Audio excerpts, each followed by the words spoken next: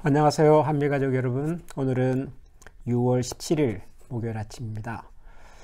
요즘 날씨가 아주 쾌청하고 또 하늘이 파랗고 아주 좋은 날씨입니다. 아직까지 본격적인 무더위가 찾아오지는 않은 것 같고요. 여름이 오면 또 여름답게 보내면 되겠지만 본격적인 더위가 찾아오기 전에 이렇게 선선한 가을 같은 초여름의 날씨, 이렇게 감사하는 마음으로 또 하루하루를 기대와 또 소망을 가지고 이렇게 시작할 수 있으면 좋겠습니다. 오늘 우리에게 주시는 하나님의 말씀입니다. 사도행전 8장 26절에서 40절까지 말씀을 제가 봉독하겠습니다. 주의 사자가 빌립에게 말하여 이르되 일어나서 남쪽으로 향하여 예루살렘에서 가사로 내려가는 길까지 가라 하니 그 길은 광야라. 일어나 가서 보니 에디오피아 사람 곧 에디오피아 여왕 간다게의 국고 맡은 관리인 네시가 예배하러 예루살렘에 왔다가 돌아가는데 수레를 타고 선지자 이사야의 글을 읽더라. 성령이 빌립더러 이르시되 이 수레로 가까이 나아가라 하시거늘 빌립이 달려가서 선지자 이사야의 글을 읽는 것을 듣고 말하되 읽는 것을 깨닫느냐? 대답하되 지도해주는 사람이 없으니 어찌 깨달을 수 있느냐 하고 빌립을 청하여 수레에 올라 같이 앉으라 하니라. 읽는 성경 구절은 이것이니 일러스되 그가 도살자에게로 가는 양과 같이 끌려갔고 털 깎는 자 앞에 있는 어린 양이 조용함과 같이 그의 입을 열지 아니하였도다. 그가 굴욕을 당했을 때 공정한 재판도 받지 못하였으니 누가 그의 세대를 말하리요. 그의 생명이 땅에서 빼앗기미로다 하였거늘 그 네시가 빌립에게 말하되 청컨대 내가 묻노니 선지자가 이 말한 것이 누구를 가리킴이냐? 자기를 가리킴이냐? 타인을 가리킴이냐?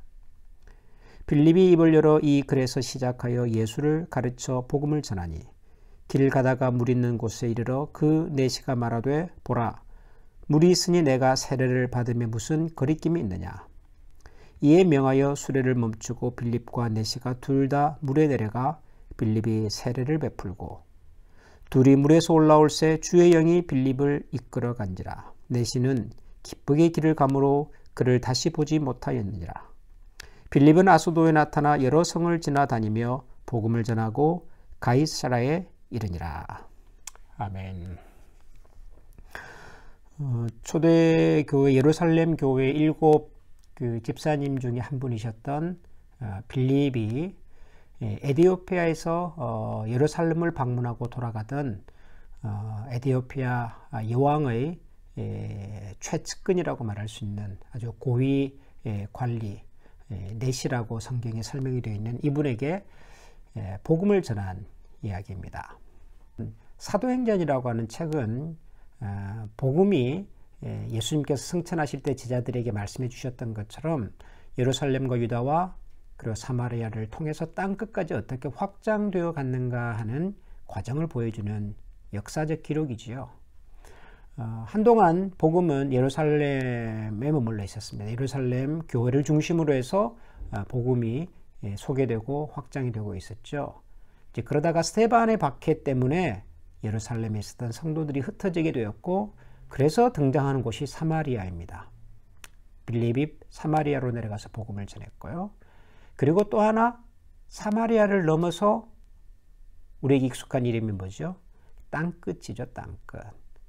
근데 에디오피아에서 온 고위 관리가 사는 그 에디오피아는 바로 그 땅끝 중에 하나죠.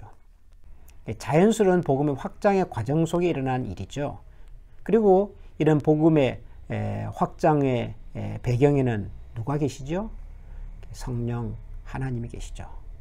예수님께서 말씀하신 그대로입니다. 오직 성령이 너에게 임하시면 너희가 권능을 받아서 예루살렘과 유다와 사마리아와 땅끝까지 이르러 내 증인이 되어라 라고 하셨던 그 말씀이 이제 정확하게 빌립이라고 하는 사람을 통해서 사마리아와 그리고 에디오피아 땅끝까지 증거되는 과정을 우리에게 보여주는 것입니다. 하나님의 복음 확장의 계획과 실제적인 그 현장이 사도행전 속에 고스란히 기록되어 있는 것이죠. 그 과정 속에서 쓰임받은 사람이 이 빌립이라고 하는 사람이고, 또 빌립을 통해서 복음을 듣게 된 이 에디오피아 사람 고위 관리가 등장을 하는 것이죠. 저는 이 말씀을 읽으면서 그런 생각을 해봅니다. 빌립은 집사님이지요. 복음을 전하는 일은 대개 사도와 같은 분들에게 주어졌던 일이고요. 나중에 뭐 디모데라든가 디도라든가 이런 또 목회자들도 등장을 하긴 하지만은 주로 사도들에게 주어졌던 일이고요. 빌립을 비롯한 평신도 지도자들은 교회를 섬기고 교회를 돌아보는 일을 맡아서 하셨던 분들입니다. 그런데 흥미로운 것은 빌립도 그렇고 그 앞에 순교를 당하셨던 스데반도 그렇고 이분들이 복음에 대하여 가지고 있는 이해도와 그리고 복음 전도에 대한 열정이라고 하는 것은 이것은 사도들 못지 않습니다. 처음으로 만나지 않았습니까? 이디오피아에서 온 이 고위 관리를. 근데 가만 들어보니까 성경을 읽고 있었던 거죠. 아주 유명한 성경 구절입니다. 이사야서 53장. 그리고 그 내용을 가만히 곁에서 듣고 있던 빌립이 묻지 않습니까? 너는 지금 네가 읽고 있는 이 성경의 내용이 무슨 뜻인지를 아느냐? 라고 질문을 던집니다. 내시가 설명해 주는 사람이 없으니 내가 어떻게 알겠냐? 라고 대답을 하니까 바로 빌립은 이사야서 53장에서 말하는 그 어린 양 고난의 주인공이 바로 예수 그리스도라고 설명을 해주고, 그리고 그 예수 그리스도를 통하여 하나님의 구원이 어떻게 우리에게 나타났는가까지를 전달해 주었습니다. 복음을 전한 것이죠.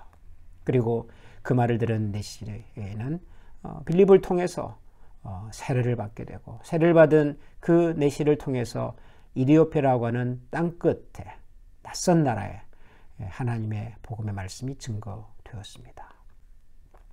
우리 모두가 빌립 같은 사람이 되어야 되는 것도 아니고 또 될 수도 없겠죠.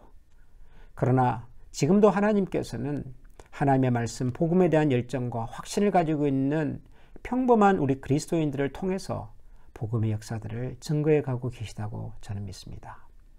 복음 전도는 목사님이나 선교사님 같은 하나님으로부터 특별한 부름을 받은 사람들만이 하는 일이 아니라 하나님의 백성으로 부름받고 예수 그리스도를 통한 구원의 경험과 확신을 가지고 있는 사람이라면 누구나 할 수 있고 또 누구나 해야 하는 일이지요.